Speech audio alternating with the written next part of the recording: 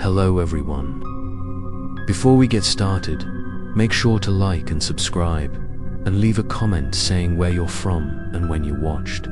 That way, YouTube will continue to show you stories like this. Now, let's get started. Asterisk, I couldn't get the 3 footprints out of my mind on the bottomless staircase. Even though I had left the Black Forest and returned to my apartment in Freiburg, my mind was still stuck on the 13th step. The image of the 3 footprints clearly imprinted on the damp, mossy stone kept repeating in my head. 2 large footprints and 1 much smaller one. The gait of the smaller one was unsteady, as if the person was walking with shaky steps. I don't believe in coincidences. I started looking up missing person reports around the Black Forest over the past 10 years. Mostly young adventurers or lost tourists. But between the cold lines I discovered a strange profile in the year 2015. A German couple reported missing with their 7-year-old daughter during a picnic in the hills near the Black Forest. They camped overnight and then disappeared completely. The next morning, the police found only a burnt-out fire and a doll left on the grass. No blood, no signs of a struggle. No trace has been found since then.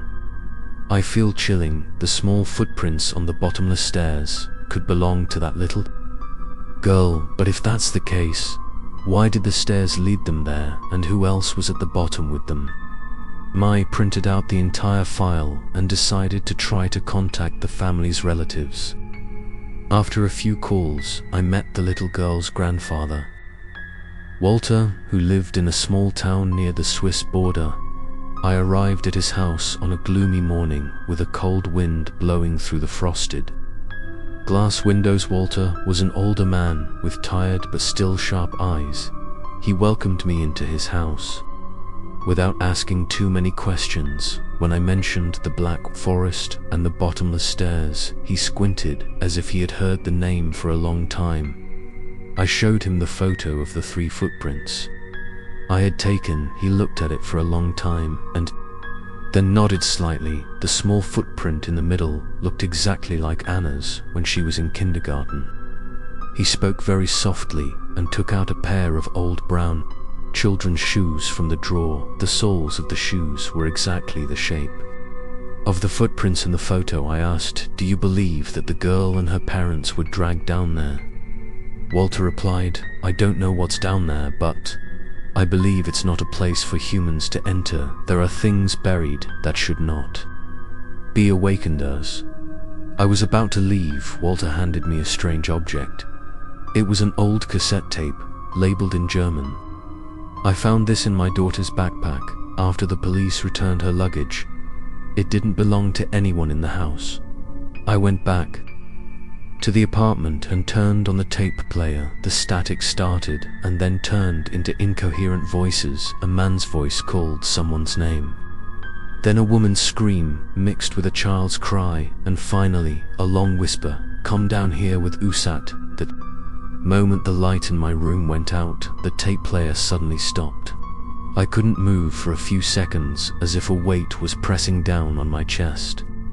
I regained my composure and turned on the light and wrote everything down I knew I couldn't ignore it anymore. The bottomless staircase was connecting the disappeared people together. Maybe it was a gate, a passage, or a prison, but what was certain was that it was wide open and wanted me to enter. I spent the next 3 days preparing for my final journey. I would return to where the bottomless staircase had appeared. I brought everything that could help me survive underground.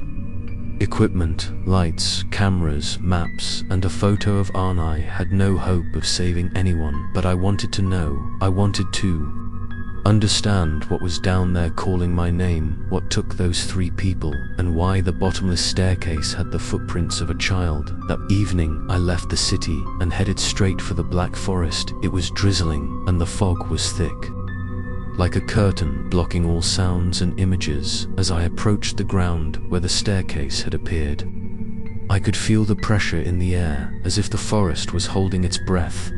I walked to the center of the ground, stopped, and placed the photo of Anna on the ground. I was back. I was ready. Strong wind blew through, lifting the grass and soil below. Gradually, the steps.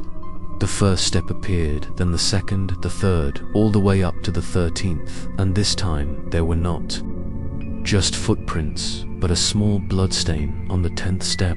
I knew I couldn't turn back. Watch the next episode to see what awaits Daniel when he decides to set foot on the 14th step and enter the place where no one has ever returned.